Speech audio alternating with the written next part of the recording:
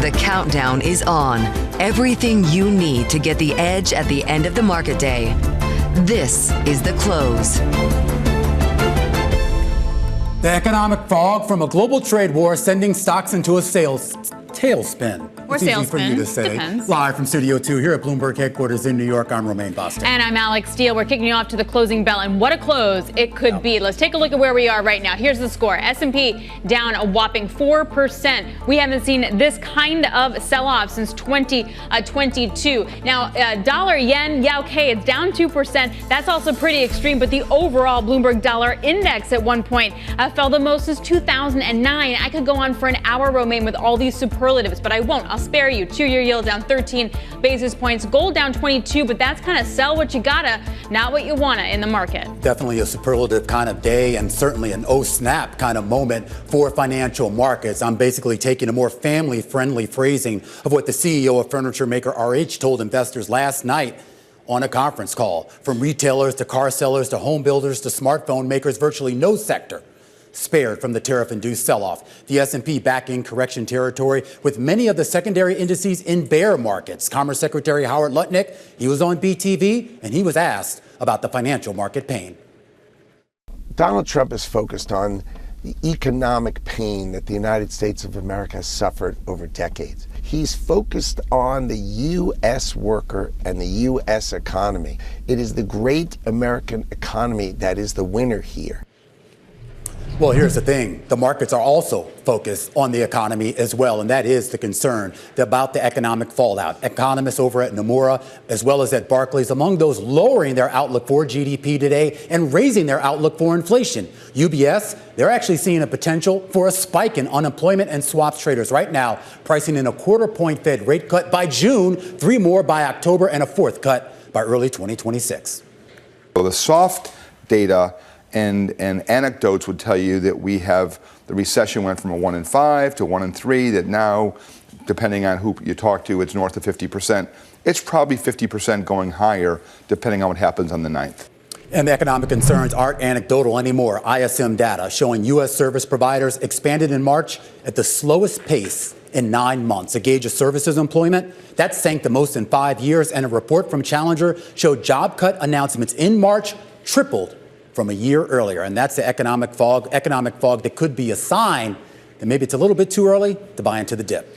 Exactly. When do you do that? Have we seen that kind of capitulation, or is there more room to go? This is a chart that argues potentially we have more room to go. So the white line here is the bull versus bear sentiment index from the AAII. Then the blue line is investors' allocation to stocks. And I want to point you to the decline that we've seen, the very dramatic and rapid decline that we've seen. In fact, we haven't seen this level since 2023 and all the way back to 2009 and 2008. And then look at the gap, Romaine, from the bottom that we're seeing in the investor sentiment index to the allocation of stocks. So you can make an argument that there's a lot more rollover that we could see. Now, usually the U.S. market was a TINA market. There is no alternative. We now know there is an alternative. And now that we're below that $5,500 level that many technicians were looking at, do we see even more of a washout and a reset and a lower range for the market? That's the big question here of the day. An S&P 500 that did open below that 5,500 level, 54.92. It has not traded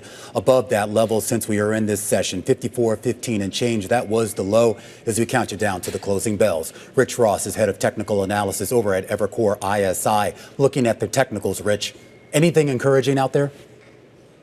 Look, I think I've been bullish on the way down, as your viewers know, as my readers know, and whatever signs of optimism you've seen have been dashed. In essence, they've been bull traps. So I don't want to say that all is lost, but most is lost for the time being. And I think it's clear at this stage of the drawdown that this is not a garden variety 10% correction off the top, that clearly there are bigger forces at play here across asset classes as we transition from what appeared to be a correction into what is kind of metastasizing into some version of a crisis. Why? I mean, we're not down 20% yet. So why does this look like a crisis to you? Yeah, I think the action across the asset classes, and even from the bottom up, when you talk about the individual stock action, when you see the magnitude of the declines on an intraday basis that you're seeing, this is not just sort of the typical ebb and flow of trading when stocks decline 10 to 40 to 50% on any given day. That's sort of a crisis type backdrop in terms of price action. And then the last point from the top down in terms of what you're seeing across asset classes, the traditional cross-asset framework is such that when interest rates go lower, that's a good thing for a consumer-driven economy. When crude oil goes lower, that's a good thing. Takes the starch out of inflation. It's a tailwind for consumers. When the dollar goes lower, it's a tailwind for U.S. multinationals with high foreign sales. But in a crisis environment, what we've seen is that lower yields, a weaker dollar, and lower crude oil are really just coincident with rising fears of a recession. So again, it's sort of, we're getting it from both sides, Alex, both the top-down macro and the bottom-up micro right now that is more consistent with crisis than correction. And I don't mean to be overly hyperbolic about the term crisis. Not every crisis equals the great financial crisis. And in essence, this is somewhat of a self-imposed crisis, as it were. It is, and I think that has actually given some people some optimism, the idea that the White House, to a certain extent, flipped this switch. So in theory, they can flip it back off. I mean, of course, we have no idea if or when that would actually happen. Until we get to that point, Rich, is there an argument to even really be majorly invested? And I'm talking about for the investors out there that have the optionality of pulling back. Yeah, I think there is. Look, there's always a reason to be invested. The gravity in this industry is higher. We are not all professional hedge fund traders. Obviously, no disrespect on that side of the market, just suggesting that I think the individual investor at times might think that they are a professional trader, but we're not. We're investors. And from that standpoint, no one's going to capture absolute bottoms or find precise tops. That's not how this business works. And in an ironic way, it can be more difficult to buy on the way back up after an outsized gain than it is to buy on the way down. So I think, yes, there's definitely still reason for optimism. And quite frankly, I don't think the highs for the year are in. So I don't want to speak out of both sides of my mouth, but I do want to get across that I think this year we are still going to make a new high above 6,100 on the S&P, but the path to 6,100 runs through lower levels than I had anticipated at any time. I mean, that would imply like a 20% bounce almost. Yeah, so we still get there.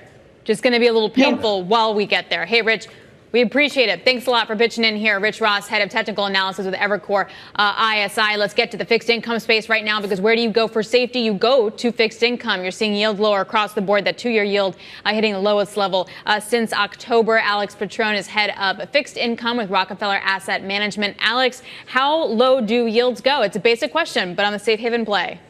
So I've heard a couple of things in the segment before. Optimism from Romaine, and then seeming some disaster and concerns and cynicism. I think the reality is we don't know the further path of yields from here. The 10-year broke through a 4%, which we haven't seen in quite some time. We knew that there would be volatility coming into this year. It's really around the fiscal uncertainty that continues to loom. We got some clarity yesterday with certainty on trade policy, but what we still don't know is how serious are we? So then to that point, you go and you buy bonds when you want safety. But at what point does that thesis change and it becomes too unpredictable and then you don't want to buy U.S. bonds? Well, what our clients really look to us for is long-term investment decisions, recognizing that we're going to have periods of volatility that land from fiscal uncertainty, monetary policy uncertainty, federal funding uncertainty. And our view is really simple. How do we optimize things like yield curve, sector tilts, and all of those ways that you can manage a portfolio when you have uncertain outcomes around volatile rates, volatile credit spreads, and where we go from here? People should own bonds. We called coming into this year, you want to have some duration in an asset allocation. I mean, I don't think there's any argument about the long term, but there is an argument to be made here that some of the changes, at least coming out of the White House, are, at least in their view, going to be long-term structural changes. And I do wonder if that changes sort of the calculus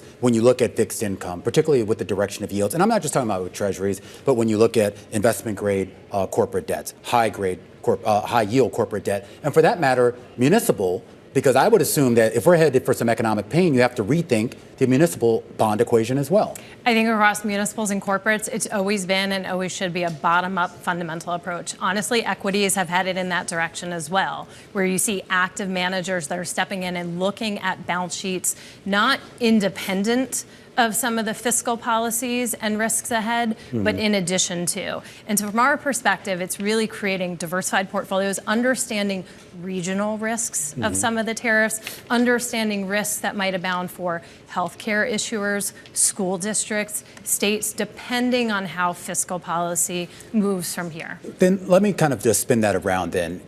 Is there any concern at this early stage about default risk in that space?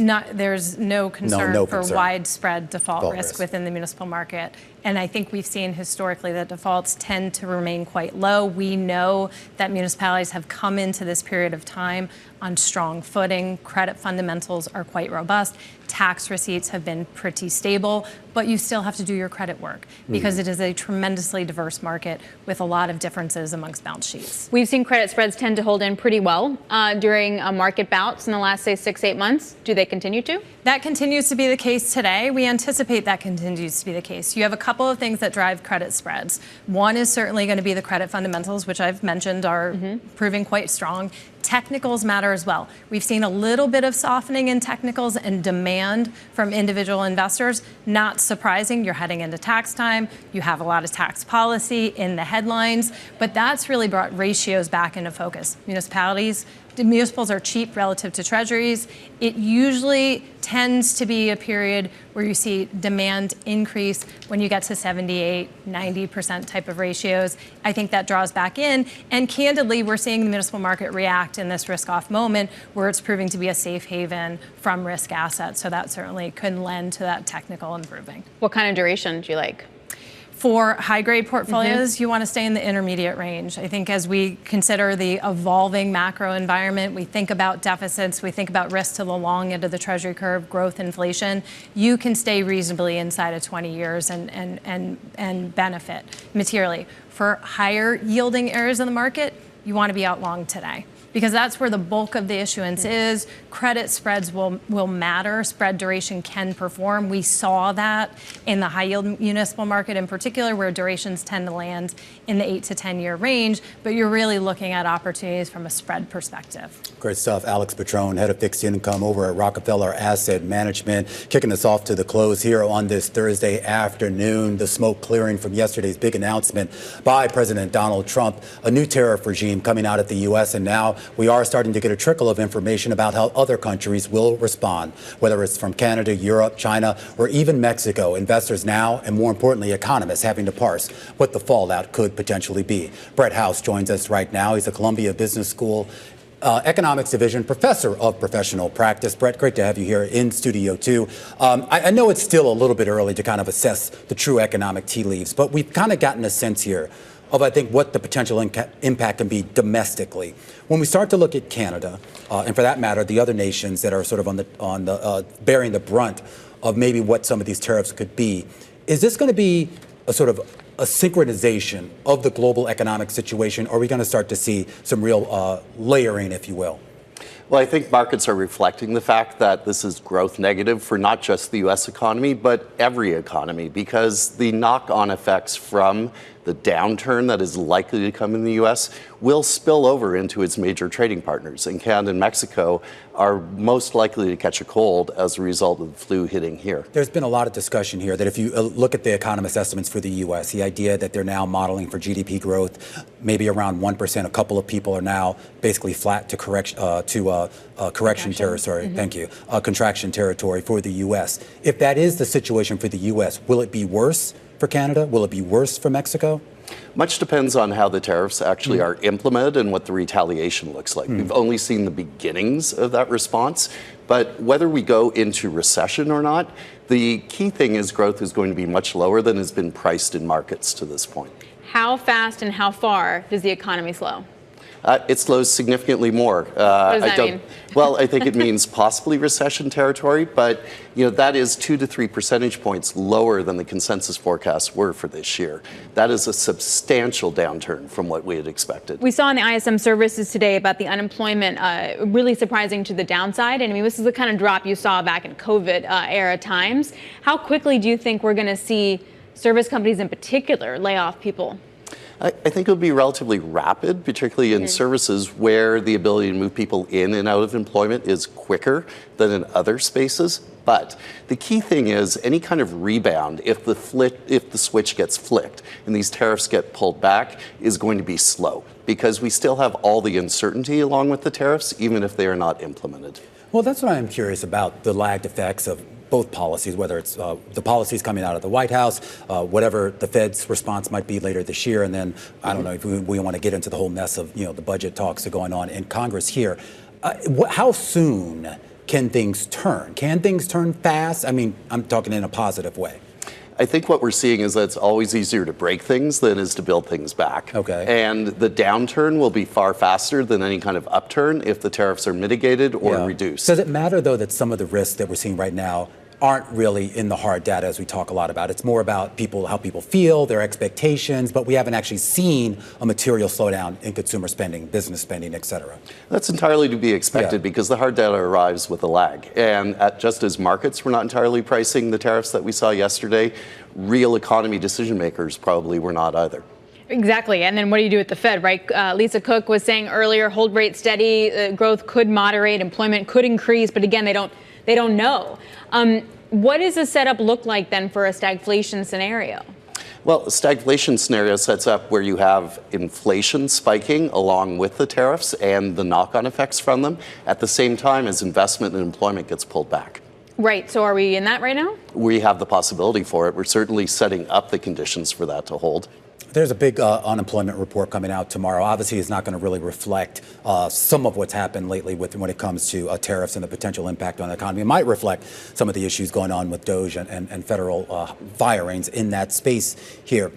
Is the labor market going to be the primary barometer for what the Fed might do or not do, but more importantly, for, I guess, everyone in the markets trying to get a read on the health of the economy?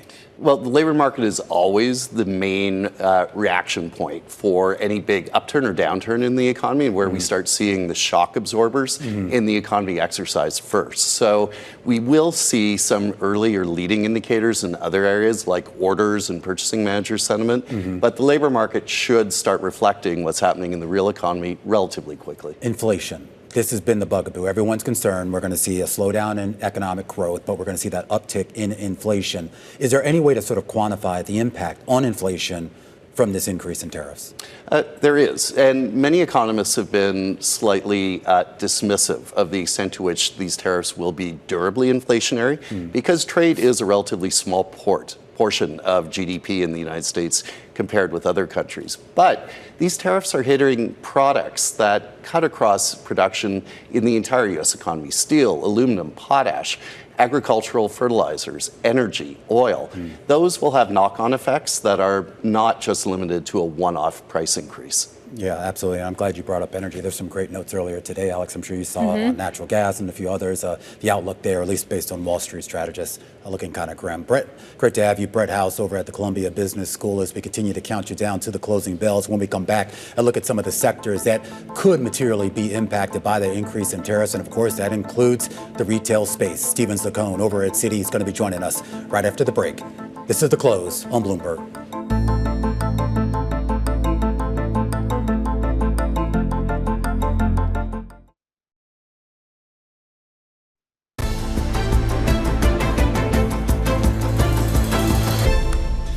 All right, time now for our top calls. Big movers on the back of analyst recommendations. And we start up today with an upgrade for Canada. Scotiabank saying Canada actually dodged a bullet on the worst of the U.S. tariffs. The analysts who had been underweight, double upgrades.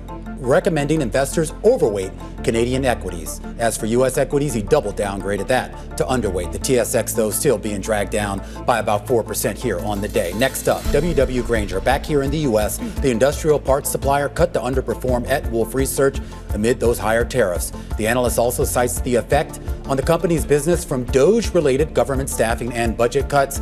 The analyst says Grainger's fiscal 2025 guidance still doesn't actually take into account those risks. The shares down 3% on the day. Then finally, U.S. Bancorp, J.P. Morgan downgrading to underweight from neutral, saying the lender's payments business will likely suffer from a tariff-induced slowdown in consumer spending, as will its investment banking business, which the company have been trying to grow. Those shares having their worst day since the regional banking crisis of March 2023. And we stay in the sell-side space with a plethora of analyst notes out today on the pockets of the markets affected by tariffs, none more so than retail. Citi cutting its recommendation on the furniture company RH to neutral and more than halving its price target to $200. The analyst also cuts his recommendation on Best Buy, both stocks at risk from higher tariffs and a slowdown in consumer spending, a scenario, though, that led him to upgrade the discount retailer BJ's Wholesale to buy. The analyst behind that call joins us right now. Stephen Zaccone is Director of Equity Research at Citi Global Markets. All right, Stephen, let's start off with RH because this was an interesting one. They were actually releasing their earnings and having their conference call at the same time Trump was making that announcement. The CEO, always colorful, had some very choice words about how he saw the situation. I won't repeat them. This is a family-friendly program. But I am curious, is there any reprieve here? I mean, RH is getting decimated, and I do wonder if maybe we're overdoing it a little bit with the pessimism on the retail side? Yeah, first, thanks for having me on. I think that's a bit of the debate, but it feels like it's too uncertain of an environment to have conviction to have an answer, right? So, the first thing that caused us to get more cautious is really what does this do to the consumer, right? Like within RH, you've got concerns about negative wealth effect from the market turmoil, right? And then broader economic weakness that could happen over the next 3, 6, 9, 12 months, right? So I think there's significant risk to the top line from here if the consumer weakens. And then secondly, from a sourcing perspective, I think the big negative surprise that's impacting retail and RH in particular is the Vietnam, Indonesia, India, right? Like those are real markets where you've differentiated from having previously exposure to China. And it's going to be really difficult to kind of pass on price because it's just such a high level of tariff. Yeah, and I was looking, we talk about the outsized exposure these companies have to foreign suppliers, including Best Buy, which sources maybe about 60+% of its products from overseas here. You downgraded that as well. Any reprieve? That one at least has a better balance sheet than RH. But it's a difficult situation for them as well because, the concern for a Best Buy is consumer electronics are largely a discretionary category, right? And if you're more motivated to buy based on price, you're going to go to the Costcos of the world where you're going to probably see some market share gains for some of those players. It kind of lends hand in hand to our upgrade of a BJ's. Whereas as a Best Buy, I feel like you cede share, you don't have pricing power. It's a really difficult position to be in. Yeah. So based on that, Stephen, what do they do with their inventory, whether you're an RH or a Best Buy? Ford already said it was discounting some of its cars just to get people on its lots. Yeah, so RH is a unique situation with the balance sheet risk, right? Because I think you can't discount too heavily. They talked about having 200 to 300 million of excess inventory that they can turn to cash, but you also can't dilute your brand. This is known as a kind of an affluent luxury kind of business, so you can't get too promotional, right? With the Best Buy, I think you work with your partners, the Apples, the Samsungs of the world, right? Like those key partners, you've got to take some estimates in terms of unit elasticity. They've done the work. I think that's a great team over at Best Buy. It's unfortunate. It's going to be a very tough hurdle to overcome for them. So when you talk about the winners like a BJ's, is that a winner because the consumer needs cheaper prices, or is a winner because BJ's has pricing power? Couple reasons, right? So I think first, in a scenario of tariffs, you've got most of your exposure is domestic, right? They're not really importing much product. They're largely grocery, they're needs-based, they're selling mostly food, right? And then on top of that, in a scenario where the consumer weakens, you're going to see a trade down. You're going to see people purchasing for value. The warehouse clubs are a great space to kind of drive that value purchase. So BJ's is one that really benefits. And I think specific to BJ's, it's one we've admired for some time. They've really done a great job improving the execution of the business from a general merchandise perspective, from their foods offering, now growing units. So I think, when you're going to look for some unit growth stories in retail, over the next year, this is a defensive growth business that you probably want to pay a little bit of a higher multiple for than you did, yesterday. So that's the other reason why we like this one. Hey, Stephen, really appreciate it. Thanks so much. I know it's been a busy day. Stephen Zaccone, Citigroup Global Markets, a director of equity research. On the flip side, Romain, you get TJX. That stock's up by 0.4% because you know what? If you're a retail store and you can't sell your goods because all of a sudden your inventory rises, what do? You sell it to TJ's. I know. My wife is happy. She's a big TJX she and fan. Oh my God, we're like the same teas. Yeah, so that stock up in a really tough market day. All right, coming up, more on the sell-off. As we head to the closing bell, we're going to speak with Jeremy Siegel, Professor Emeritus of Finance at the Wharton School over at UPenn, taking a look at a market where the S&P is around the lows of the session here, guys. We're off by 4.5%. The Nasdaq off over 5.5%. The Dow off 3.7%. This is the close.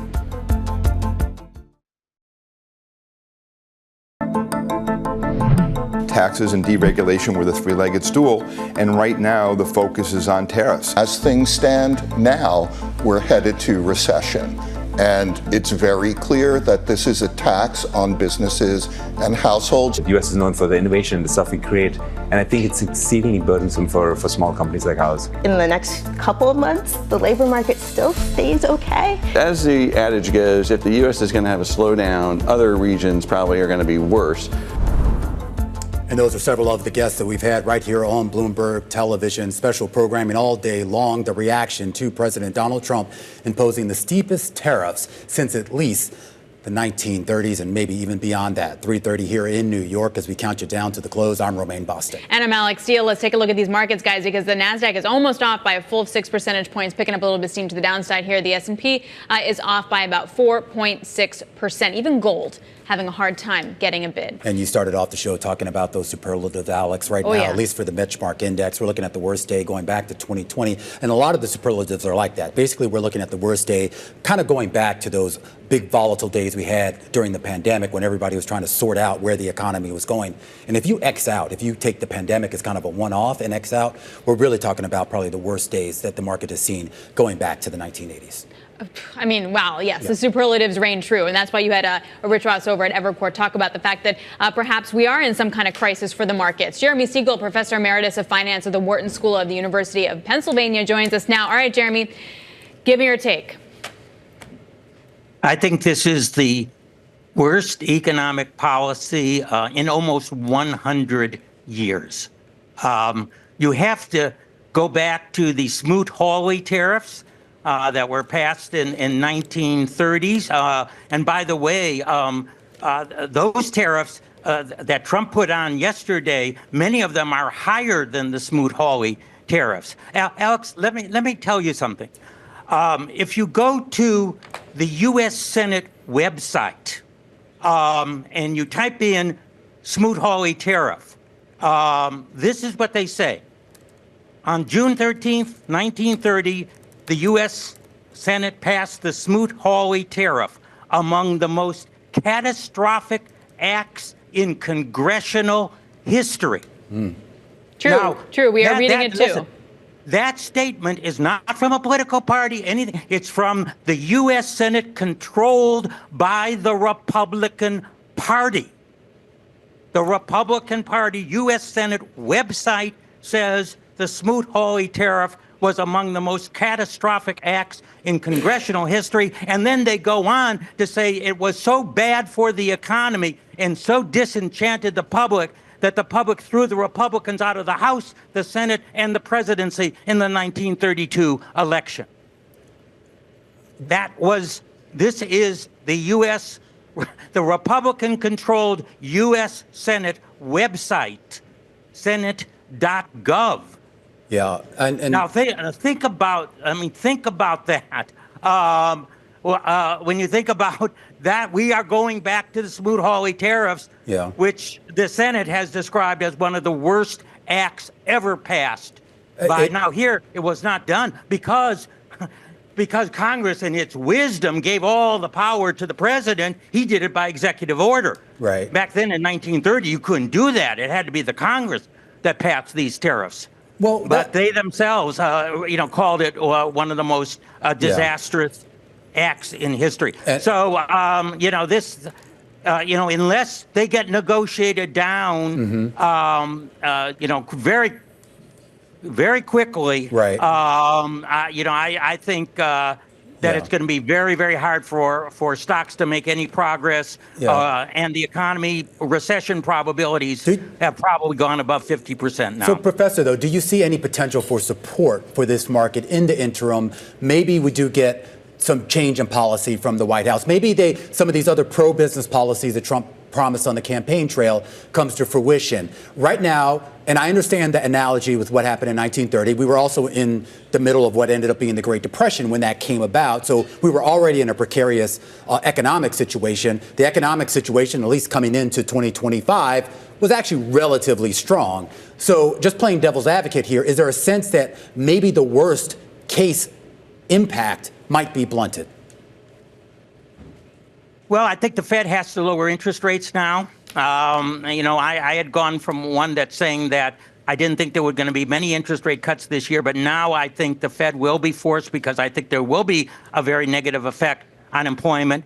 By the way, world trade now is higher as a percent of GDP than it was in 1929. And by the way, this was 1930.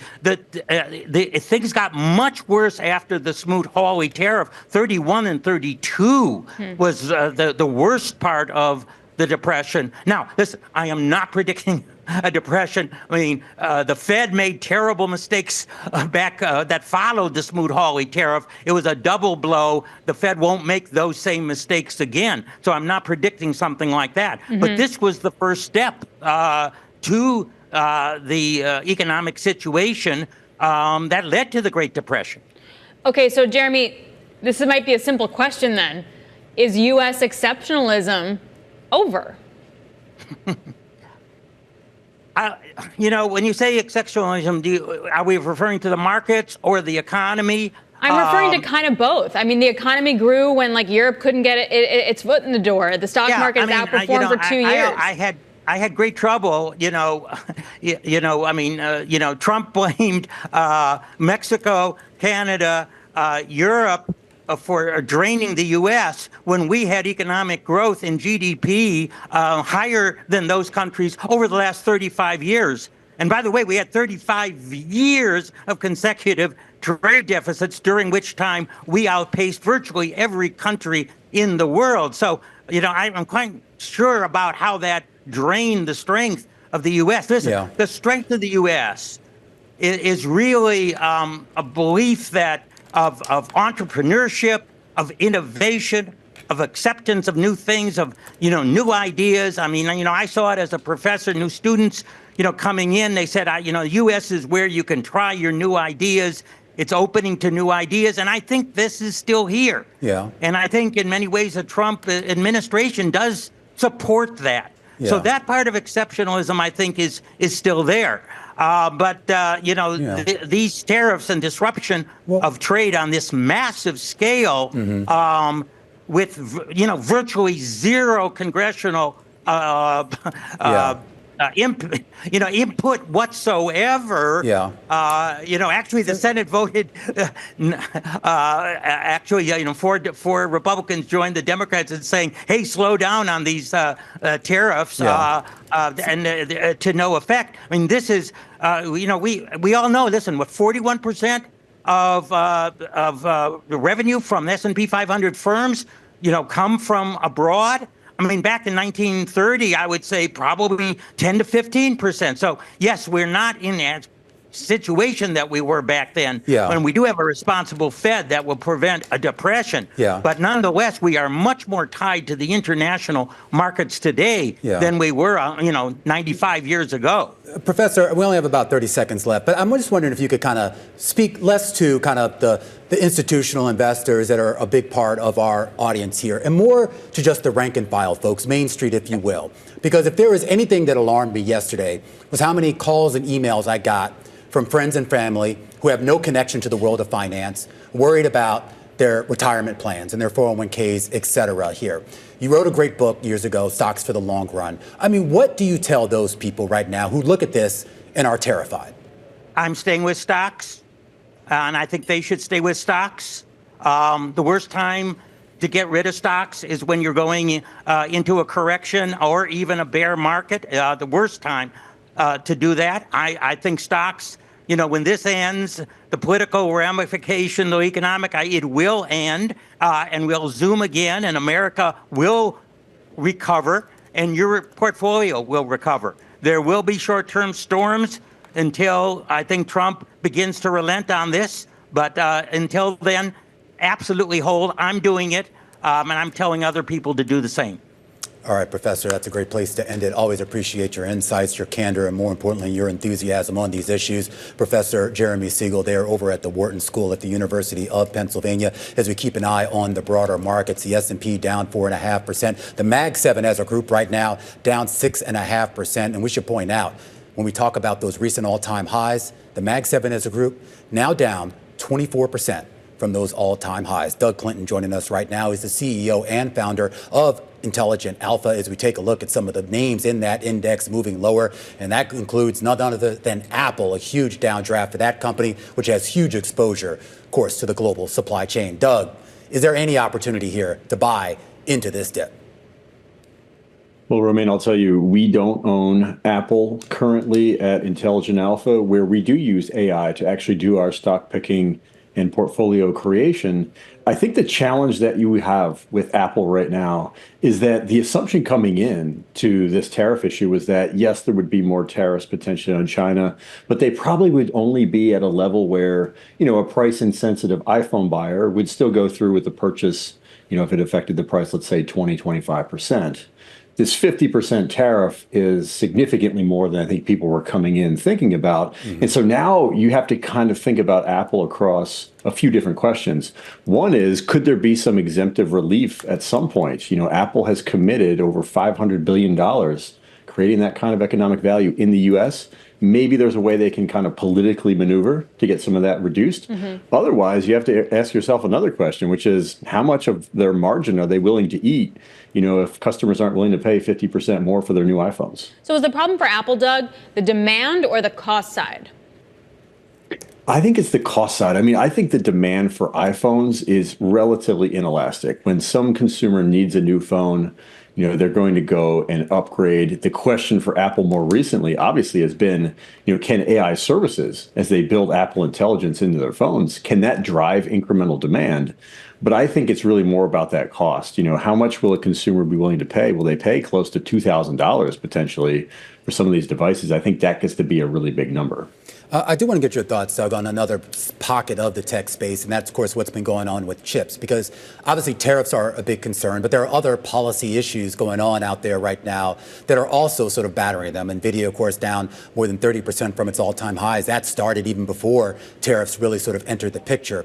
I am curious as to whether you see, I guess, a reimagining of the AI chip trade that kind of really powered this market for the last couple of years. Is there maybe the potential that CapEx spend that all these companies have talked about, that will, if not stay intact, at least won't be reduced significantly? Well, I can tell you this straight up. We do own NVIDIA. We would rather own NVIDIA over Apple if you compare the two directly. And I think part of the reason is the tariffs are much less likely to really impact NVIDIA. Number one, just because you can't replace an NVIDIA B200 top-of-the-line AI accelerator with another chip. There are no alternatives. And so even if we do eventually see tariffs on semiconductors, which was one of the exemptions in this most recent announcement with tariffs, I still think the demand for these semis will be strong. And on top of that, and to your point, we've heard from several companies, OpenAI, xAI with Grok, Meta, Microsoft, they've all made comments more recently about how much demand they have. OpenAI and xAI have had issues because their servers haven't been able to handle the traffic. The demand is there for these chips, and I think that spend from those hyperscalers is pretty inelastic. You know, Doug, we did get a story from Bloomberg talking about Microsoft pulling back on some data projects globally. Is this a big concern here, or is this they're just going to rent space rather than build space and we're all good? You know, it feels like it's been one of these never-ending, he said, she said stories, because we've heard from a few different sell-side reports that Microsoft was planning on canceling some data center projects, and then we've heard from the company that their plans are intact. And I think the best thing we can kind of rely on is, what has the company said? They've talked about building about 100 data centers a year between now and 2030. And so if there's some small changes in maybe where they put the data centers, maybe they do a lease instead of a buy in terms of the CapEx, I'm sure there's small things happening there, but the big picture is the demand is there, and I think they're going to continue building to their plan. I also want to get your thoughts on what's been happening with kind of also ran, if you will, in this space, and that is Intel. Before you came onto the program, there was a story crossing the Bloomberg terminal, originally coming out of the information that Intel is now apparently going to enter into a joint venture with TSMC. I know the folks over at Intelligent Alpha are investors in TSM, and I'm curious whether you actually see this as something as a net positive for TSM and Intel. I do think it is a 1 + 1 probably equals, 2.5. I don't know if I'd quite say it's 3. Okay. But I think what you get by combining the two is, look, Intel has had difficulty scaling up and finding ways to meaningfully compete with TSM. TSM obviously has the expertise to build the absolute most advanced node semiconductors, the AI processors that we're talking about here with NVIDIA. Everybody relies on TSM. And what I think you could see with this partnership is a good situation where Intel can maybe handle some of the CapEx load, they can handle some of the staffing. TSM can kind of come in almost as a consultant, almost as, like a software provider in a way, and make sure that these new fabs that Intel is building in the US are as efficient and productive as the ones we see out in Taiwan. Doug, go ahead and leave it there. Doug Clinton, CEO and founder of Intelligent Alpha. Thanks a lot. We really appreciate it. We are 15 minutes away on this brutal day in the stock market. We're going to take you to the closing bell with Callie Cox, Chief Market Strategist with Ritzholtz Wealth Management. This is The Close on Bloomberg.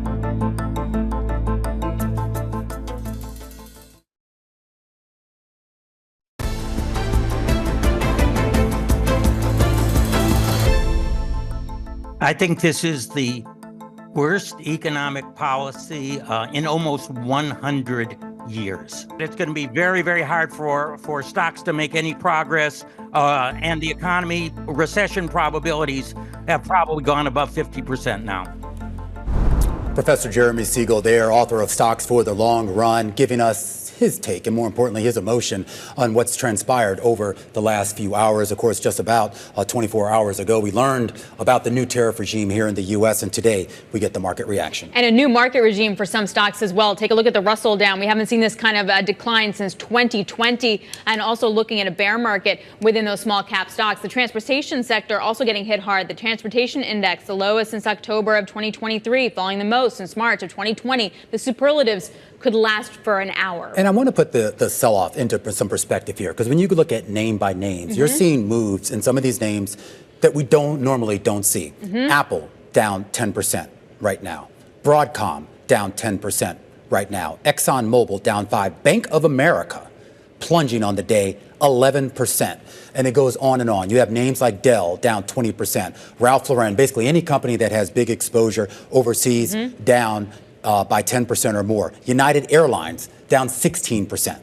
It's only going to work if you pay a dividend, like Johnson & Johnson, Philip Morris, Procter & Gamble, Coca-Cola. It's those names that are outperforming, and they're even only up by about 3 percentage points. Yeah, on a sector basis, the strongest sector right now, managed healthcare. Yeah.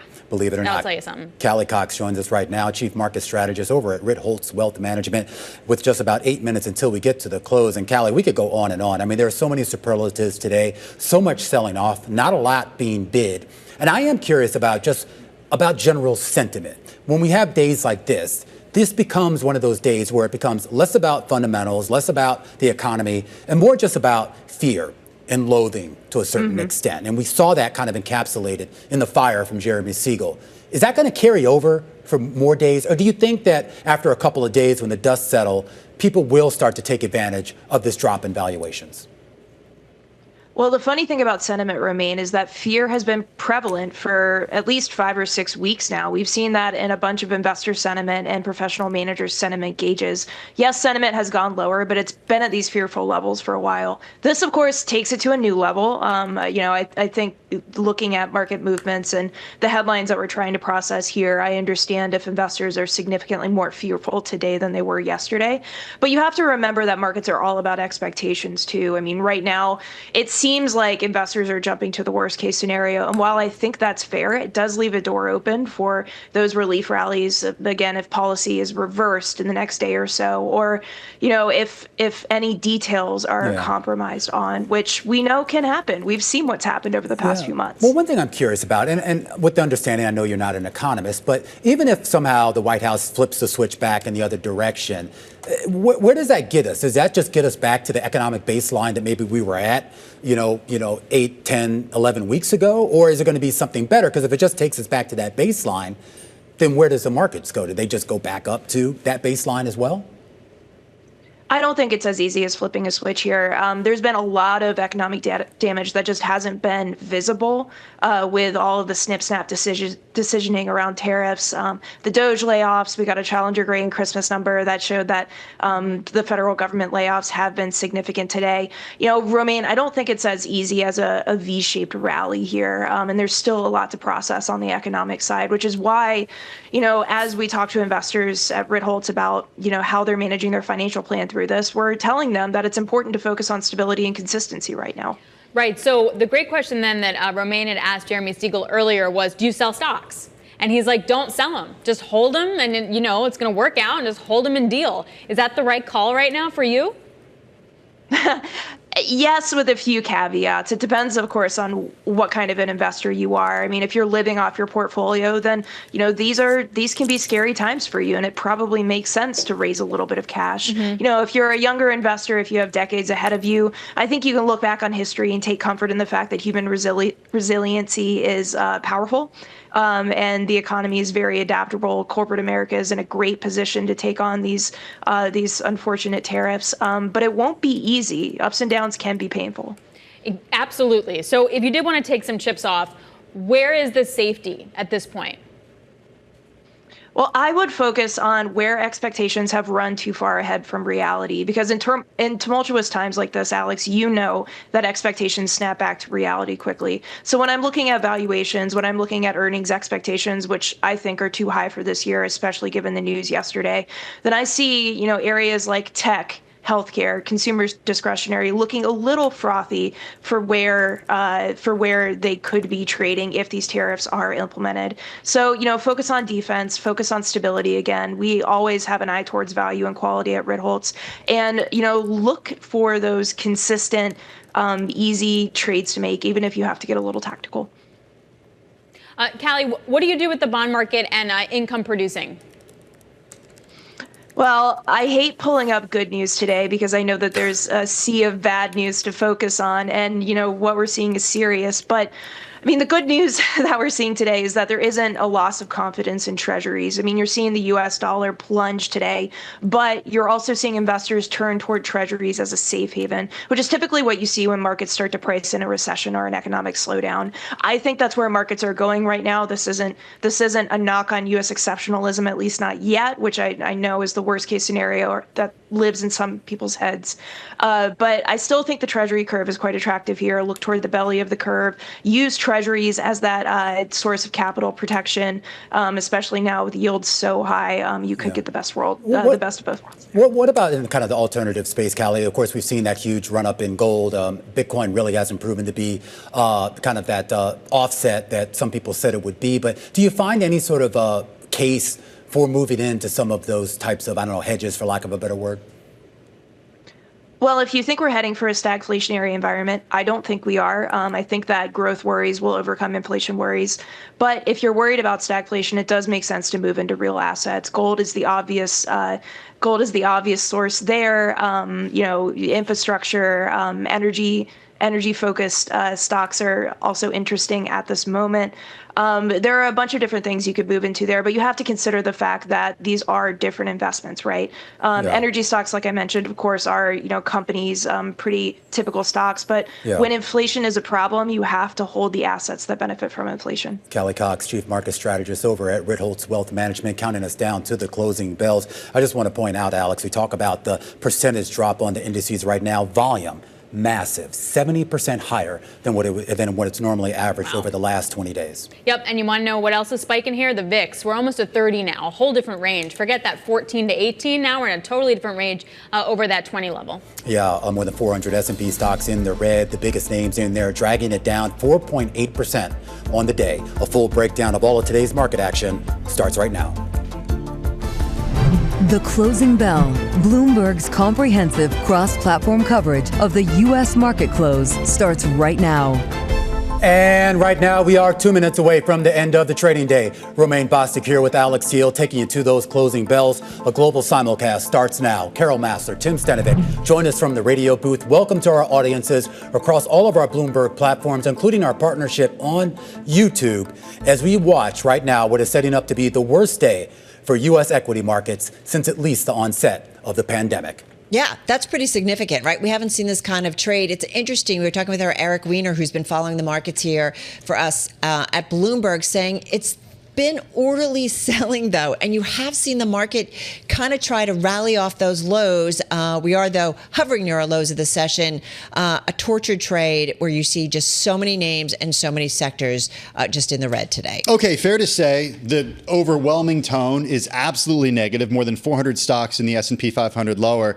That said, there are still 34 companies in the S&P 500 alone, Alex, that have hit 52-week highs today. We're talking about companies such as Kroger, Coca-Cola, Duke Energy, and more. Well, yeah, because that's where you go for safety. They got dividends, they're consumer staples, and you got to buy toilet paper. So, I mean, you look at it that way. And Monster Energy. That's not necessarily... You got to turn on your lights, but that's not necessarily a good feeling within the market when those are the stocks that are the only ones that are really pushing higher. And we should point out, I mean, the defensive nature of what we're seeing today is alive and well, and you saw that by some of the names, of course, that Tim was pointing out. You saw it, of course, with regard to that huge drop in yields. I mean, we're talking about 16 basis points down on that 2-year yield. The flight into some other safe havens, including the yen, as well as some of those hedges, those traditional hedges, like metals as well. Almost nothing was spared here on this Thursday afternoon, the first full day of trading once we learned about the new U.S. tariff regime. In S&P 500, it is going to close the day lower by about 4.8%. That's the worst day for the index going back to June of 2020. It pushes the S&P 500 back into correction territory, down 12% from its all-time high. 53.96 and change is where it settles on the day. The Dow Jones Industrial Average lost more than 1,600 points on the day, taking it down by 4% on the day. The NASDAQ Composite down 1,000 points or 6%. The NASDAQ 100 down 1,000 points or 5.4%. The Russell 2000 down more than 100 points or 7%. S&P 400 mid-caps down 7%. Dow Transports down 9%. And I know, Alex, you like to look at the equal weighted index. I do. That was an underperformer relative to the S&P, down 4.8%. Not just tech. Yeah. Yeah. Just across the board. Unbelievable. I don't even know that I should even mention how many are down in the S&P, but I'll go there. You got 407 names losing ground.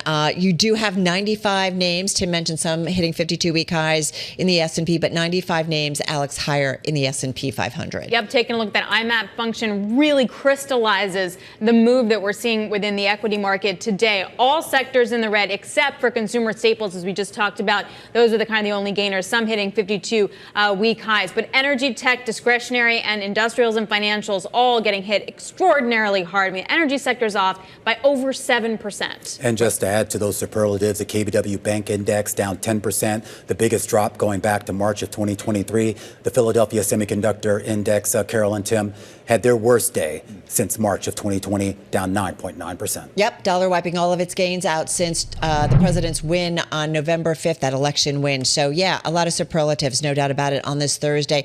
I actually found some gainers, guys, and let's go to it. We were talking about certainly the consumer staples area, which was an outperformer easily, the group overall. Coca-Cola among that list, up 2.6% here in today's session. So that was gaining. Another consumer staples, Philip Morris, that one was up just shy of 4% here at the close. And then actually some fundamental reasons, or at least something that could possibly change maybe the outlook for Intel.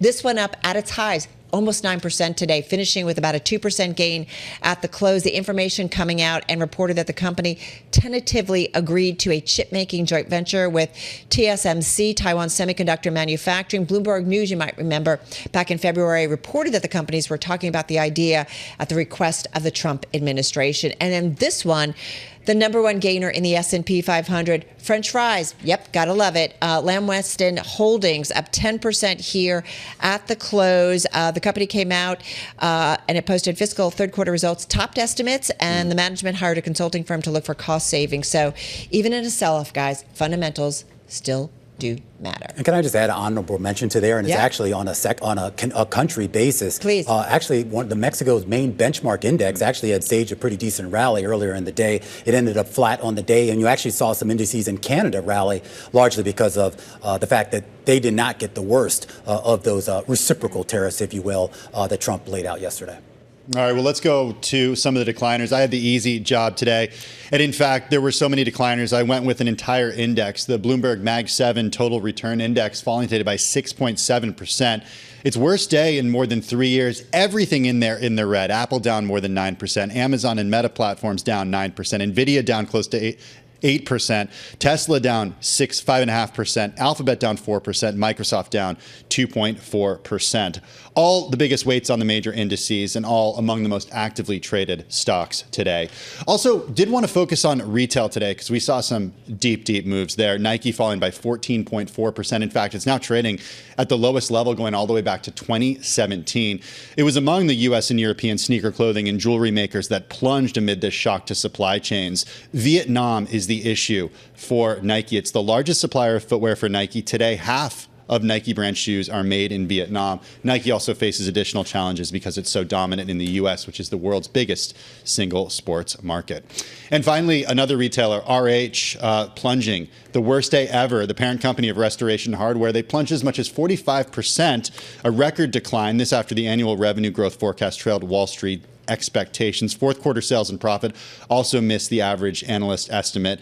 Trading now at levels last seen in 2020. Shares falling today by more than 40%. Where do you go? You go to Lamb Weston and you also go to the bond market. It was the front end that really outperformed here. The 2-year yield at one point was down by about 17 basis points. It fell the most since August of 2024, and we're now at the lowest level since October, so before the election. But overall, guys, we're looking at a 21 basis point move to the downside for the 2-year in just these 4 days alone, not even taking into account what we're going to see tomorrow with the jobs number. It was interesting, too, if you were looking for any bright spots. I mean, you saw a lot of healthcare stocks move higher. Of course, again, that defensive trade, in fact, that managed healthcare index, the one that tracks the ones in the S&P, had a really good day. And it gets to that question as to if you do want to stay invested, you want to keep that money there, where do you go? I mean, is there a safe spot out there right now other than, consumer staples and healthcare? I don't know. It's a good question, right? And I also do wonder if you do move that money at this point, with what certainty or what will it take for you to get more actively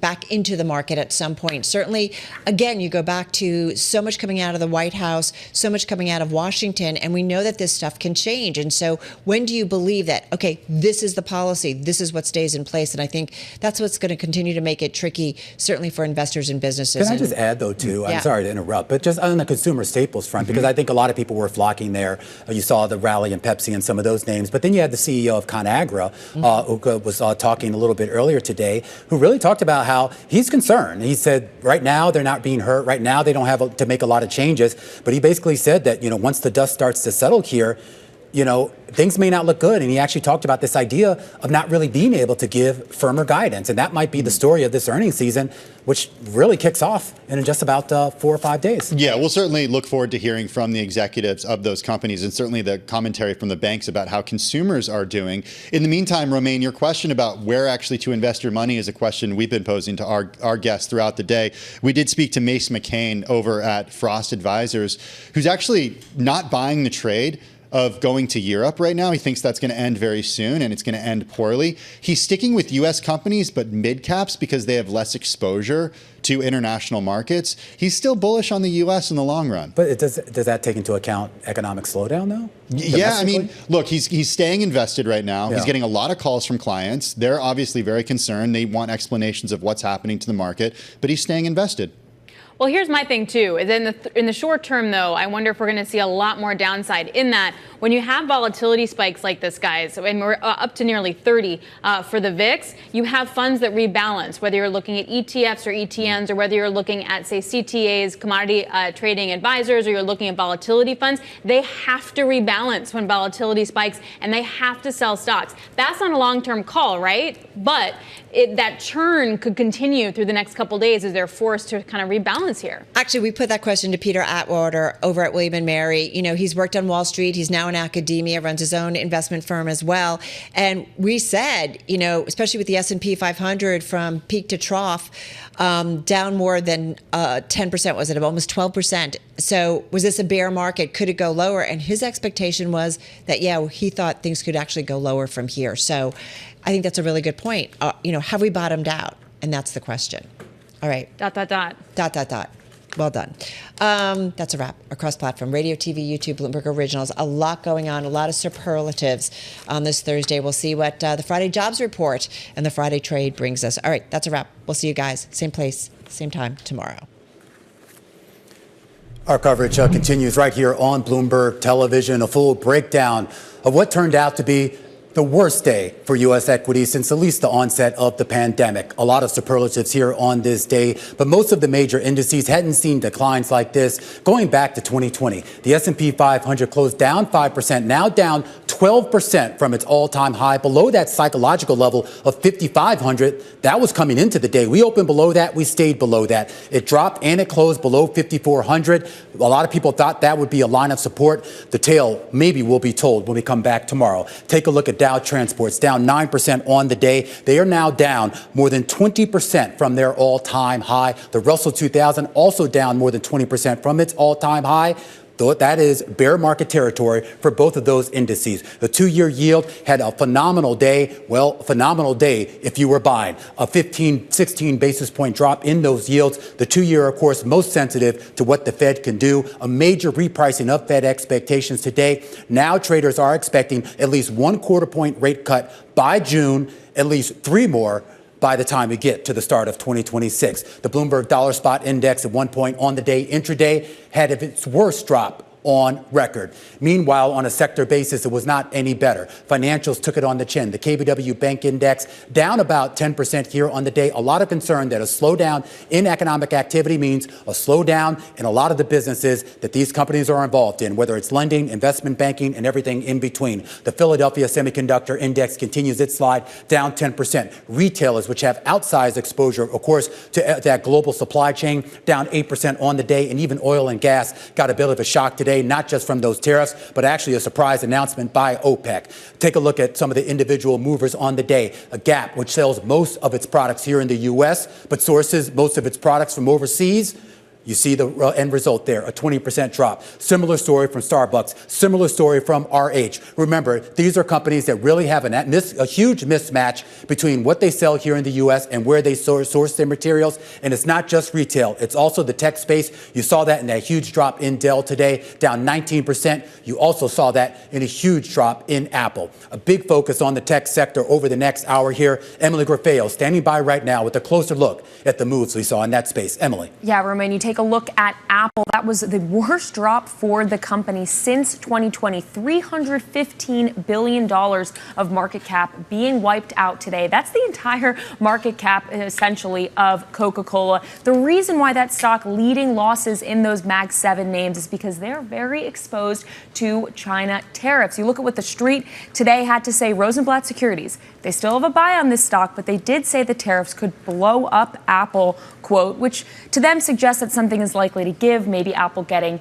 an exemption here from the tariffs. That's also what Jeffrey said, the company getting an exemption. But overall, Bloomberg Intelligence said they are expecting margins to get squeezed, given that they don't expect Apple to hike prices on products in order to react to the tariff. Well, that's what I'm curious about, is the pricing power, because you would think if any company would have it, it would be a company like Apple. I feel like I would worry more about some of those second-tier companies, particularly like some of the PC makers. Was there any sense of optimism at all in this, that some companies, some of these big tech companies, would find a way to adapt to this, whether it's trying to find new sourcing or, like I said, maybe just raising prices to compensate for their higher costs? Well, so I think that idea of perhaps there being some type of exemption or some type of deal being struck, you do kind of still see analysts, maybe it's wishful thinking, Romaine, but holding out hope for that to occur. I mean, I don't know, because a lot of these companies are saying that they're moving production and manufacturing to the U.S., but then you look at the news that we got from Microsoft today, that they're halting developments of data centers in the United States. So not only is the tech sector being weighed by the tariff news, but it's also still this question of how much really gas left in the tank is there for AI spending. That's also weighing on tech today. Yeah, absolutely. We were taking a look at the Mag 7 and the superlatives there, all 7, as well as some of the honorable mentions lower on the day as a group, down 7%. Emily Graffeo helps lead our stocks coverage here at Bloomberg. Apple down 9% on the day. NVIDIA down about 8%. Amazon down 9%. Believe it or not, one of the better performers in that space was Google, down 4%, and Tesla down 5.5%. Ross Gerber joins us right now, co-founder, president, and CEO at Gerber Kawasaki. All right, Ross, I mean, I don't know. We can start with any of these companies. I'm going to start with Tesla, mainly because it seemed like, at least among this huge downdraft, it was the one that was somewhat spared, though we should point out it came into today already down like 40% from its recent high here. I was like, spared from what? I mean, it's down a huge amount this year, you know? Okay, well, I was trying to be optimistic, give you a glass half full setup. But talk to me. I mean, do you find any sort of hope here? I mean, you've seen big valuation drops. Some of these companies are clearly going to be resilient and find a way through this. It may take us a few weeks to actually get to that point. But I'm curious that when you look at the downdraft here, separate the wheat from the chaff. What do you sort of walk away from, and what do you maybe embrace? So firstly, I'd like to say to investors out there that this is why you have a financial plan and why you should be using a financial planner like Gerber Kawasaki, because when these things happen, you can't really plan for it, and it really blows holes in people who are taking way too much risk in their overall portfolio. So when you look at the revaluation of U.S. stocks under these new Trump, what I call economic destruction policies that he's putting into place currently, the revaluation of the U.S. markets isn't that surprising when you actually look at the PE ratio of the S&P. Even after today, there's still more downside to get to a more normal valuation. So there's just going to be no premium to own U.S. stocks with Trump as president with these policies. So, you know, I always caution people to, you know, who want to sell everything and whatever. Market timing is a bad business, and you shouldn't try to time this market, because there's no doubt in my mind that these policies can't be implemented without economic destruction. And so this is just a bargaining point that this is a crappy way to do business, basically. And so what they're trying to do is force all these countries to lower tariffs so that we can lower them too. But in the process, he's creating a lot of damage. And the worst part of the damage is the consumers have just stopped spending. And this is really something that I don't think they factored in. Yeah, and I am curious. I mean, I know you're not an economist, Ross, but there has been some hope, the idea that once we actually saw real market pain and, more importantly, real economic pain, that somehow this White House might scale back some of these policy proposals. Do you have any hope that that could be the scenario? Well, certainly Michael Dell is probably not that happy today with these policies. He's a big Trump supporter. And, you know, Tim Cook sent $1 million to Donald Trump, and they all thought that they could get Trump to act with policies that would be beneficial to America. But what they're getting is what they should have understood they were getting, which is somebody who is really not using modern policy thinking. He's working in the 20th century, and we're in the 21st century, and it's a byproduct of his age and his ignorance.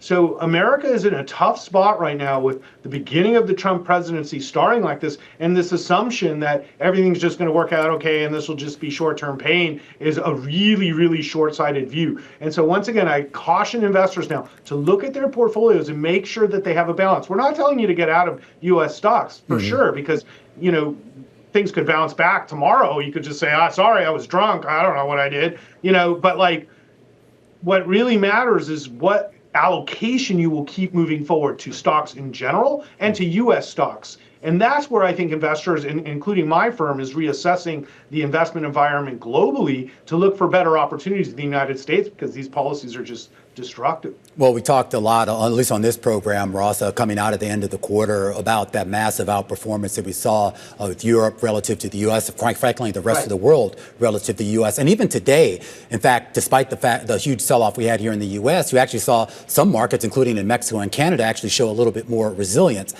Is there the knock on a lot of those countries and their markets was that they weren't really growth stories. They weren't really tech stories. They really didn't have that narrative of exceptionalism that we had here. I mean, do they have that now simply because maybe the U.S. is off its game? I think it's more that our allies, like in Europe, have now really been hit with a hammer.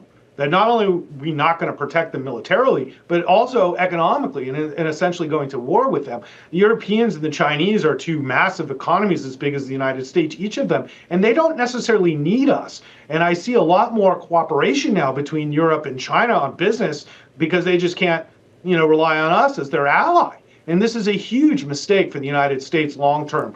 And what it will do is embolden which were once mighty nations just 500 years ago to start taking steps to stop being so docile. And I expect Germany and England and France to take very aggressive business and economic and military actions to become much stronger. And that's why we're actually very bullish on China and Europe through this. And if you look at the actual market performance globally, the United States is the worst market in the world, and the rest of the markets were up as of yesterday. So I think the money is showing you where you should be going in investments like in gold, getting much more yield. I mean, look at rates today. We have a ton of bonds in our portfolio, and they rallied hardcore to offset the losses that we had today in the stock market. So once again, you need to build a very diversified portfolio to get through this. Mm-hmm. It's too hard to say, and we're not market timers. I'm not going to tell you to sell your stocks or to buy your stocks. Mm-hmm. What I say is that if you own quality investments like the Mag 7, for example, this is not the time to bail on them because of bad policy. And remember, for long-term investors,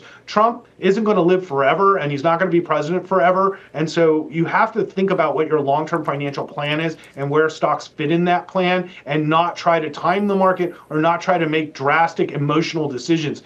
You know, one of the hardest parts of being an investor is separating your emotions on days like today when you lose a ton of money, like we lost a ton of money today. And for no reason. The economy was in great shape. Yeah. Everything was going great until Trump came here and decided to just blow everything up. So there's no reason why we can't repair this in a rapid period of time. So as I said, this is going to be a tough time for investors, and one should make sure that you have a good financial plan. Obviously, you guys have a lot of investments in the tech space, and we're maybe about three and a half weeks away from starting to get earnings out of those big tech names like the Metas and Alphabets of the world.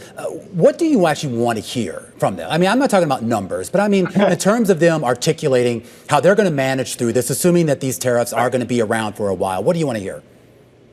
Well, firstly, you have different businesses that have different effects. For example, we own, as one of our top holdings is Netflix, and you know there's obviously no tariff effect on Netflix. On the other hand, you have a top holding like Apple where there could be a substantial effect on their business. So first there's the analysis of like how much does this really affect me, and then once again I think this is fluid, so I don't know if any of these numbers actually stick and for how long and so on and so forth. And I think the challenge of investing in this period of time is that, you know, what we're going to hear in earnings is great numbers. It was a great quarter, you know, and then they're all going to say we have no idea what to expect for the rest of the year, and they're all going to guide down.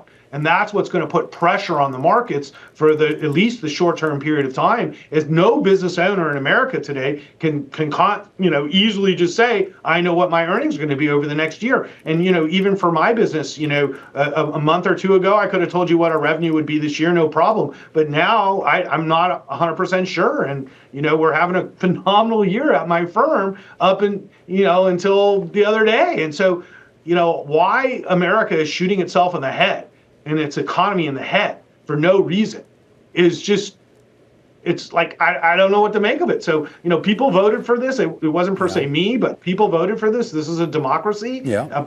He did not lie. He said he was going to do this. He certainly This is did. what America wants. Yeah. And now we're getting it, for good or for bad. Yeah, we certainly are, Ross, and it is a good point here. I mean, this should not have been a surprise. He spent more than a year and a half on the campaign trail telling you he would do this, and as Trump would always like.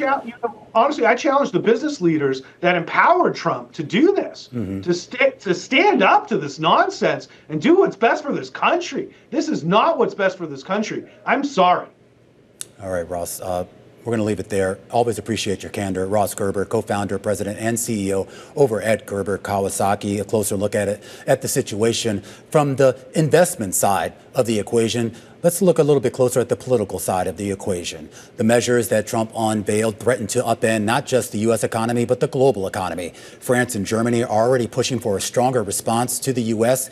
Canada setting up to put a 25% retaliatory tariff on American-made vehicles. And Claudia Sheinbaum in Mexico, well, for at least right now, she's focused a little bit more on her domestic economy rather than any sort of retaliation. Kim Wallace joining us right now, Senior Managing Director and Head of Washington Policy Research at 22V Research. Before we get to the responses from some of the other nations, I am curious, Kim, about how you felt watching that event last night. Because when it first started, it seemed like there was a sigh of relief because he was kind of talking about blanket tariffs. Everyone was like, oh, okay, this is kind of what he's been saying, the 10% or whatever it's going to be. And then he brought out that chart that you had to squint to look at. And you really understood the magnitude of how broad and vast this tariff regime would be.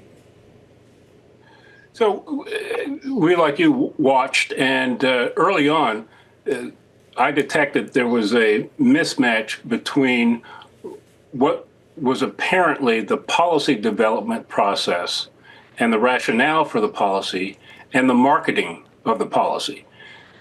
President Trump is a master marketer, and we saw more of that yesterday. That's what people paid attention to during his speech and immediately afterwards. It was only after, many of us had a chance to start reading the executive orders and the fact sheets, and we got some responses from Secretary Bessent, that it started to become clear, well after the close, how onerous the proposed tariffs could be if they were implemented, and how difficult it would be to understand the rationale for some of the tariffs proposed on countries based, frankly, solely on trade goods balance, not total trade and finance, just trade goods balance. And that relates to the reciprocal tariff rate. Generally speaking, not a very rigorous policymaking process. That's part of what's got market participants upset is that instead of a process, this seems to be something that was predetermined and then the rationale backfilled. Yeah, and I encourage all our readers. Josh Wingrove has a great column on the Bloomberg terminal today about the math that went into that and how maybe that math didn't quite add up, at least by traditional measures. Kim, we did hear from Scott Bessent on Bloomberg Television. It's reasonably a quick read. I think it's an accurately quick read. Not a whole lot of math involved. Well said. Kim, we did hear from Scott Bessent a little bit earlier on Bloomberg Television. We heard from Howard Lutnick as well. They seem to be trying to make the case here that this might be the worst of it. If I were in their shoes, I would. I can understand why they might be saying that. The difficulty in matching those honorifics to reality is we still have tremendous uncertainty in what trade policy will be, not just U.S., now globally, as Ross was talking about. And we have very little visibility on how and when negotiations will begin to steer away from worst case. Part of the problem of trying to ram through transformative policy that may not be fully developed and certainly not fully baked, is you're going to get surprises. Yeah. And in the world as we know it today, another point Ross was making, this being the 21st century, you know, the G50, certainly the G20, are much more capable of protecting themselves. They are much more professional in statecraft. And so you hurt people, they are not going to react supplicantly originally. You may get there in a negotiation, but first you're going to have to get through a negotiation. That's going to add to uncertainty. It's going to give opportunity for time to drag on. None of that will work in favor of risk takers, in our view. Real quickly here, Kim, I just want to get your thoughts here about the check on executive power, because there's been a lot made about how a lot of these decisions have been done unilaterally by the White House, by Trump himself, with, I guess, the tacit approval by Congress in that they just didn't step in. Is there any sense here that maybe we will see Congress take a little bit more of an engaged view of what's been going on in the White House? I like the way you put it, Romaine. We have seen an increased engaged view from Capitol Hill the last, I'd say, 5 or 6 trading sessions, particularly yesterday and today. My guess is that its nascence, that it will ramp up and continue. The real test for Congress, which is over the last 50 years or so, under all manners of balance of power, given more authority to the executive on trade policy. The real test for the legislature is, can you put together legislation that can get 291 votes in the House and 67 in the Senate to override vetoes? That certainly will come. I don't see that coming anytime soon.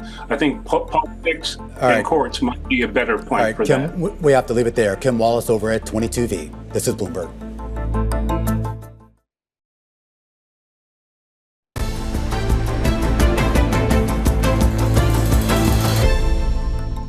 All right, restaurant stocks overall did take a dive today, as did most of the economically sensitive areas on the back of President Trump's tariff announcements. Consumers and restaurants both set to feel the economic pressure, partly because of these levies and, more importantly, because of the potential drag on economic activity. I'm pleased to say we're joined right now by Chip Wade. He's the CEO of a company called Union Square Hospitality Group, which owns several restaurants, including here in the New York area, like Manhattan, a high-end restaurant, and a takeout place that a lot of us know called Daily Provisions, and a lot of other restaurants in between that as well. So great to have your perspective here. Thank you. I mean, the restaurant business has always been a tough business. Absolutely. You guys really got hit during the pandemic, 2020, 2021. You guys were kind of recovering from that, right? We are. Yeah. And the great thing about the restaurant business, our business, is we're very resilient, right? So we've navigated through Hurricane Sandy, the pandemic, as you mentioned, and we always find a way to fight back. How do you fight back, though, in a situation where consumers either don't have the money to spend, or maybe they have the money but just aren't willing to spend it?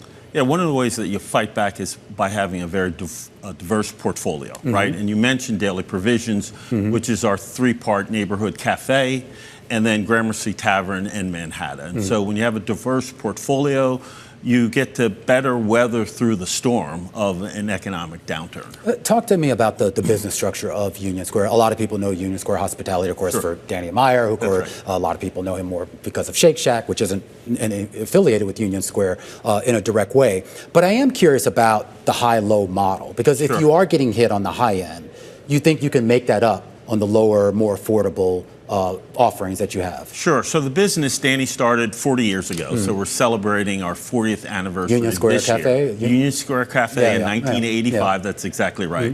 And then Danny opened Gramercy Tavern and a number of brands, all based here in Manhattan. And so what he's been able to do, I've been on board now 6 years, is to continue to diversify the portfolio from casual, fine casual, and then fine dining. And so when you're able to do that, as I mentioned, you're able to weather through the economic downturns.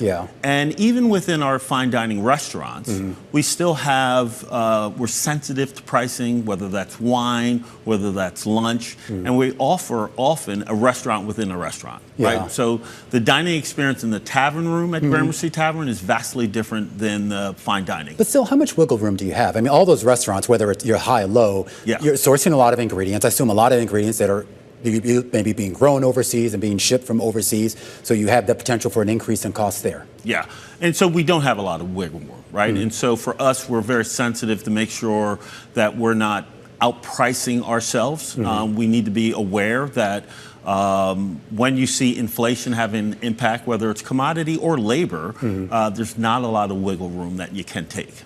We recently took price, for example, at Daily Provisions on our bacon, egg, and cheese sandwich, right? Really? And that's in large part because of egg prices and the inflation that's been going on for the better part of 90 days. When do you have to make that decision, though? Because, I mean, we talk about food inflation. I mean, that's been going on for a while. And some restaurants are very quick. They raise prices almost immediately as soon as their costs go up. Others try to ride it out, I guess, with the hope that prices will go back down. What's the decision process? Yeah, for us, we take a longer view with regard to pricing. We're never going to react in an immediate way because it's not just a commodity price, as I mentioned. It's utility costs, it's labor costs. So we look at the full mix basket of costs and then make a decision on pricing because pricing is long term. And we want to make sure that we're giving the guests that come in our restaurant a great value overall. What's the situation right now with labor? I mean, we know the labor market was tight. Your costs for labor went up. The labor market is moderated. Are things more in balance for you? Things are a little bit more in balance, but we are still seeing some wage creep or wage inflation. And I think that's a result of the pandemic, and it's continued to last. Really? Yeah, absolutely. Okay. So when we talk about the business itself, sure. And usually the goal of any business is to expand. Can you expand in this environment meaningfully? Yes, we can. And Daily Provisions, for example, we've opened 3 new restaurants over the past 4 months. We're entering new markets. We're very excited about the Boston market, for example. We're also entering the D.C. market. The D.C. market.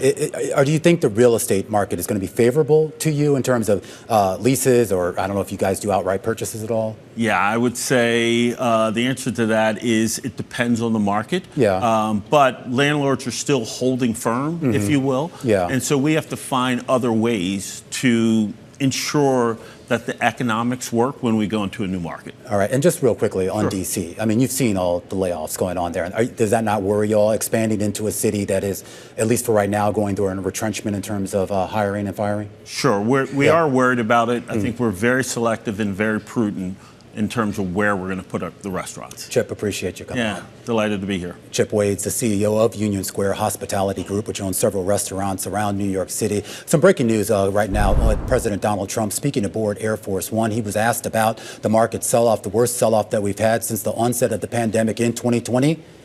And he says that the market response to him was expected.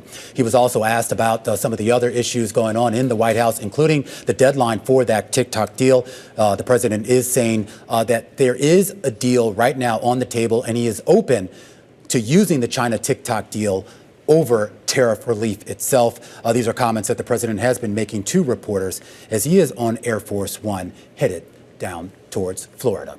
Of course, just about 24 hours ago, you saw the president live right here on this program talking about the new tariff regime.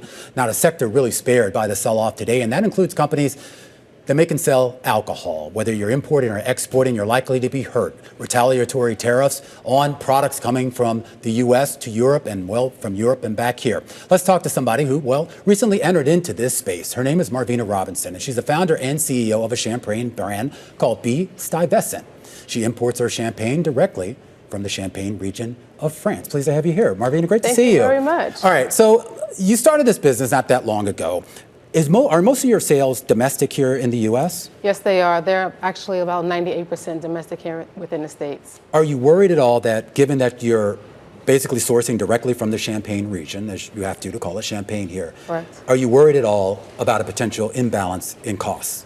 I am absolutely worried about that. So for myself, I've taken a lot of notes over the last couple of weeks deciding like what can happen, right? When we were threatened with that 200% tariff, you know, I got a lot of inquiries, and initially I thought, oh, this will shut me down. But for me, being as resilient as I am, I had to think outside the box, like what would I do if we really got hit with a 200% tariff? Being hit with the 20% tariff, it makes it a little bit easier, but it still will be challenging. But these are different ways that I'm thinking about how to keep the business going. So what are some of those options? So some of those options is like we have 3 different primary clients. We have direct to consumers, we have retailers, and we have our corporate clients. And then I have a tasting room in Brooklyn, New York, where people can come and visit. So those would be ways that we can sit there and just diverse and see what will take a hit with us regarding like when those tariffs come into place fully.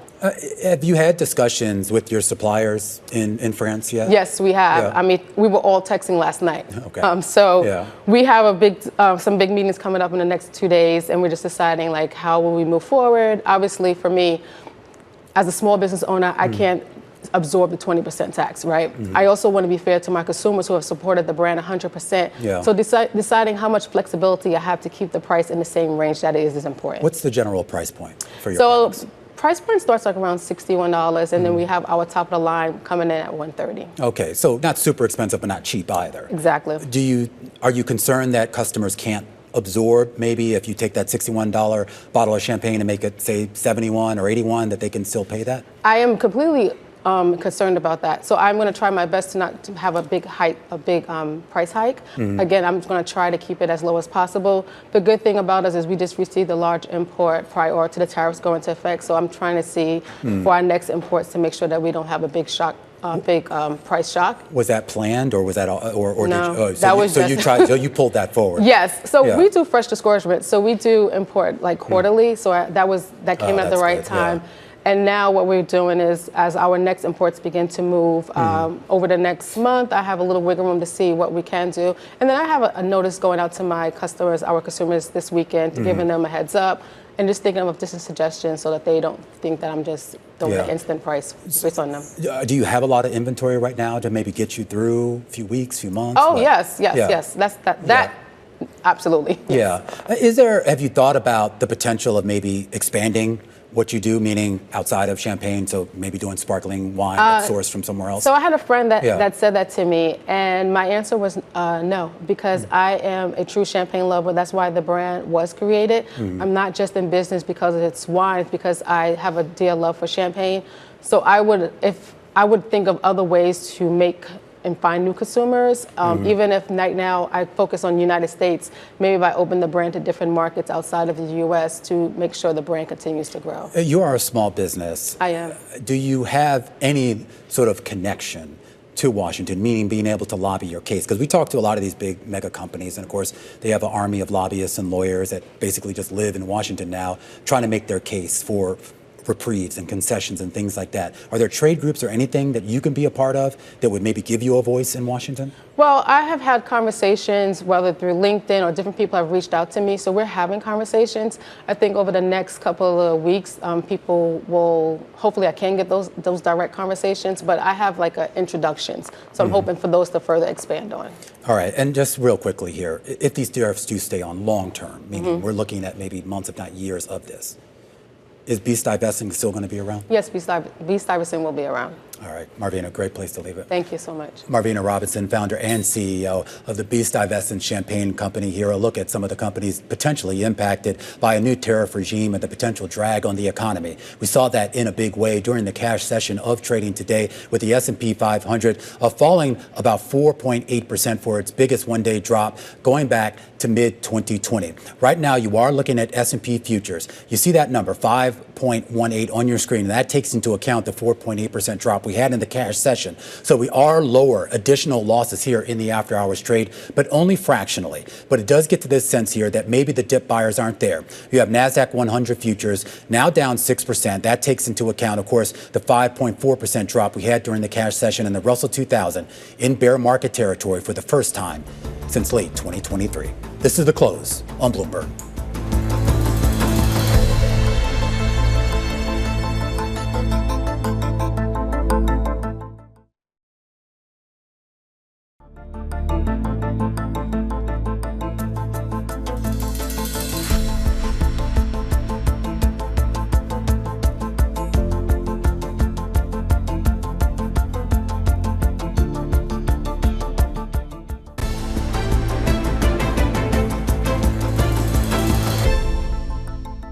I would advise none of the countries to panic.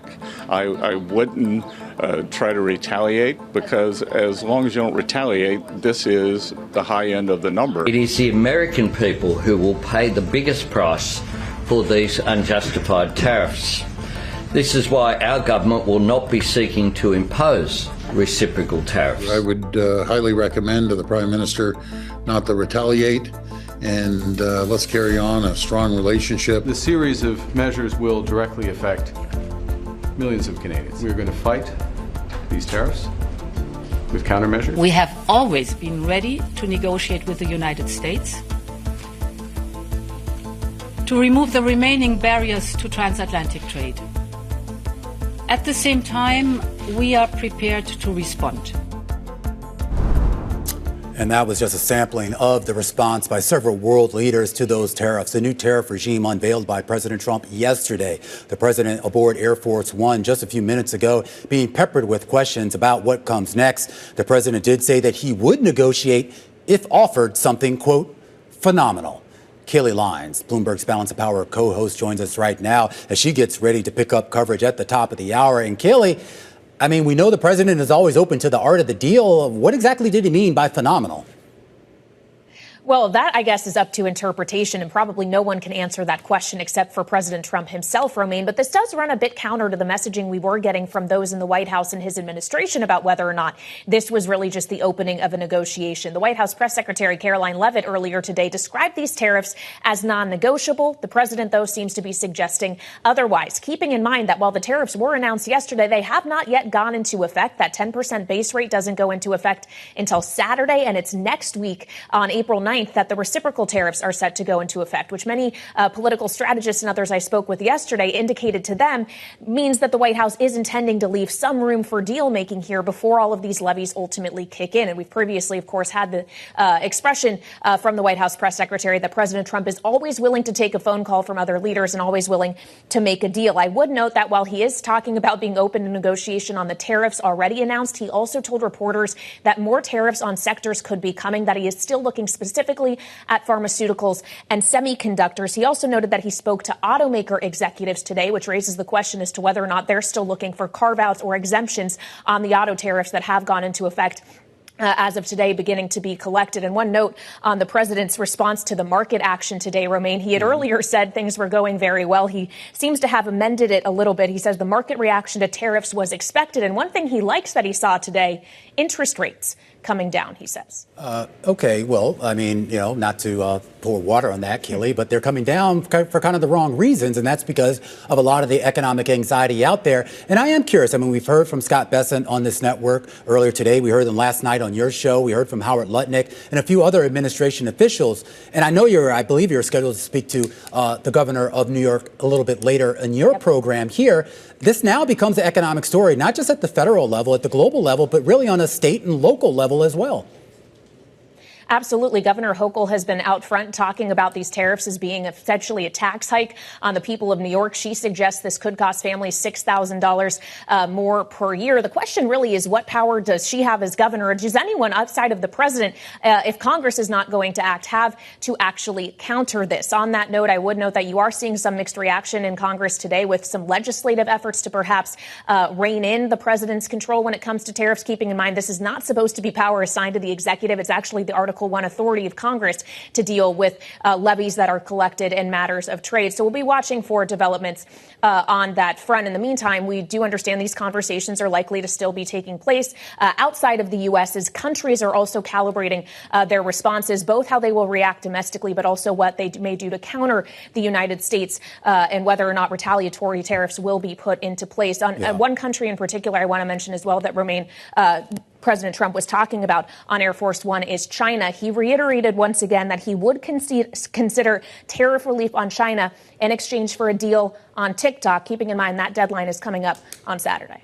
All right. Callie Leinz, Bloomberg's Balance of Power co-host. Stick around because she's sticking around. You can catch her at the top of the hour alongside Joe Matthew as we focus here on the potential economic fallout from the Trump tariffs and a look ahead to some key economic data. Tariffs already sending those shockwaves globally. Financial markets in a tailspin, and now forecasts for ongoing expansion in the United States upended. GDP forecasts are coming down. Jonathan Pingle is the chief U.S. economist at UBS, and he's warning that in his assessment, they would not only lift inflation tariffs into 2026, but also sees GDP falling and the unemployment rate rising. And we would expect 2 quarters of negative GDP growth. Pleased to say Jonathan Pingle joins us right now to talk a little bit more about that. And Jonathan, when we talk about the potential hit to GDP, are we talking about kind of a one-off, 1 quarter, 2 quarters, and things kind of return to some semblance of normalcy? Or is this going to be a structural change? Well, it's a structural change. I mean, I think the, once you get through the adjustment, things might look somewhat normal in terms of how the economy grows. But the magnitude of what's being proposed in terms of, it's roughly $700 billion tax on our imports. If you think about, the time it takes to move overseas production back to the U.S. or reorient supply chains, I mean, there's a relatively large adjustment. It's not going to happen overnight. So it does look like something that could be a significant headwind to GDP growth, and over the next 4 to 6 quarters, significantly dampen what we otherwise would have expected to happen in the economy. Are you predicting a recession? I try to stay away from the R word because I think it probably would likely lead to a recession, yes. I mean, when I think mathematically about what's unfolding, we're taking down GDP growth. It could probably still stay positive. But I think once you have GDP growth for a few or several quarters running slow enough, you end up creating other negative feedback loops in the economy. I mean, once households see job loss, see the kind of headwinds, that feeds back up into, say, precautionary savings rising, less consumption, firms feel it. I mean, that sends off negative feedback loops that, are pretty typical at the start of recession. So those feedback loops might not be the fault of the shock itself. But once you're there, you do, I think, have to worry about some of these other second round effects that could also weigh on growth. What do you make of some of the economic activity that's occurred leading up to this? There's been a lot of talk here about a lot of companies pulling forward inventory in order to prepare for this. Other companies have actually tried to export more goods and to get ahead of this as well. And that's also could distort some of the economic data that we get over the next few weeks and months. Well, I mean, it's already distorted, I think, a little bit the lightweight vehicle sales. I mean, auto and truck sales in March were quite punchy. They shot up to over 17 million units from 16. And some of that probably was pulled forward. Now, I would say, though, that's a big ticket item purchase for consumers. It is a sign consumers are willing to spend on big ticket items. So even though it's pulled forward, I actually would say it points to the economy's starting point as kind of being an okay spot. I mean, we've been watching the economy cool. Consumption slowed in the first quarter. There's reason to think the economy was slowing anyway, which is a concern. But if I thought about the starting point of the economy today, it's not all that bad. I mean, I think the real risk is we had a slowing economy, and now we might force a substantial structural change in all of our trading relationships. Well, I am curious. I mean, we did get some ISM data this week, including some today on the services side that continued to show weakness in that area. We saw it in the manufacturing data a couple of days ago. Now it's in the services. We've seen it also in some of the preliminary employment data. We get a big government monthly employment report tomorrow. Right now, economists expect about 140,000 jobs to be created, but we should point out that survey was taken prior to some of what we've learned about tariffs. So I am curious as to where you see the labor market going and how that ties in to consumer spending and GDP. Well, I think labor market slowing has been ongoing. I'm not sure we're really going to see that. I'm not sure we're going to see the fallout of this week and tomorrow's report. I mean, the survey was done a few weeks ago. And even if I think about the ISM manufacturing, the ISM services, I mean, they've been lower over the course of the last 2 years when we've had pretty good growth. But I think, think about it, we've come from really strong 2023 growth labor market, cooler 2024 growth in labor market. That slowing was already continuing, and now we're going to pile on top another headwind. So even net of the tariffs, I would have expected the labor market to be cooling. Government, I would have thought, would have cooled anyway. Now, I do think that the cost-cutting efforts at the federal level are an additional source of slowing in employment growth. But I think those are relatively containable, muddle through factors. When I think about the magnitude of the tariffs that were proposed yesterday, that's just another huge order of magnitude headwind that the labor market would have to plow through.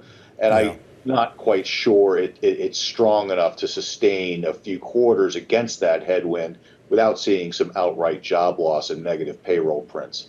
All right, John, I'm going to leave it there. Great stuff. Jonathan Pingle, he's the chief U.S. economist over at UBS. And I do just want to point out real quickly here, more headlines from President Trump being asked about the market sell-off today.